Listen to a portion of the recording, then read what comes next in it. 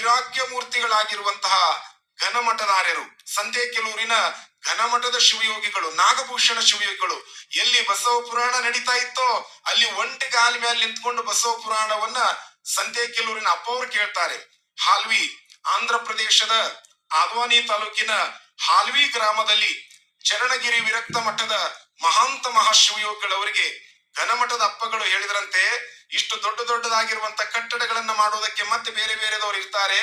ಈ ಮಠದ ಪುಣ್ಯ ಪರಿಸರದಲ್ಲಿ ಭೀಮ ಕವಿ ವಿರಚಿತ ಬಸವ ಮಹಾಪುರಾಣವನ್ನ ನಡೆಸುವುದರ ಮೂಲಕವಾಗಿ ಅಷ್ಟಾವರಣದ ಅರಿವನ್ನ, ಪಂಚಾಚಾರದ ಪ್ರಜ್ಞೆಯನ್ನ, ಷಟ್ಸ್ಥಲದ ವಿಚಾರಧಾರೆಗಳನ್ನ ಈ ನಾಡಿಗೆ ತಿಳಿಸ್ಬೇಕು ಅಂತ ತಿಳ್ಕೊಂಡು ಹೇಳಿದಾಗ ಹಾಲ್ವಿಯ ಚರಣಗಿರಿ ವಿರಕ್ತ ಮಠದಲ್ಲಿ 3 ವರ್ಷ 6 ತಿಂಗಳವರೆಗೆ ಎಡೆಬಿಡದೆ ಬಸವ ಪುರಾಣವನ್ನ ಹಾಲ್ವಿಯ ಚರಣಗಿರಿ ವಿರಕ್ತ ಮಠದ ಮಹಾಪೂಜ್ಯರು ನಡೆಸಿಕೊಂಡು ಬರ್ತಾರೆ. ಅದಾದ್ಮೇಲೆ ಕರ್ನಾಟಕ ರಾಜ್ಯದಲ್ಲಿ, ಕರ್ನಾಟಕದಲ್ಲಿ, ಆಂಧ್ರದಲ್ಲಿ ನಾಡಿನ ಉದ್ದಗಲಕ್ಕೂ ಕೂಡ 12 ಬಾರಿ ಬಸವ ಮಹಾಪುರಾಣವನ್ನ ನಡೆಸಿರುವಂತ ಕೀರ್ತಿ ಯಾರಿಗೆ ಸಲ್ಲುತ್ತದೆಪ್ಪ ಅಂದ್ರೆ ಅದು ಜಗದ್ಗುರು ಅಭಿನವ ಅನ್ನದಾನ ಮಹಾಶಿವಯೋಗಿಗಳವರ ಸನ್ನಿಧಾನಕ್ಕೆ ಸಲ್ಲುವಂತದ್ದು.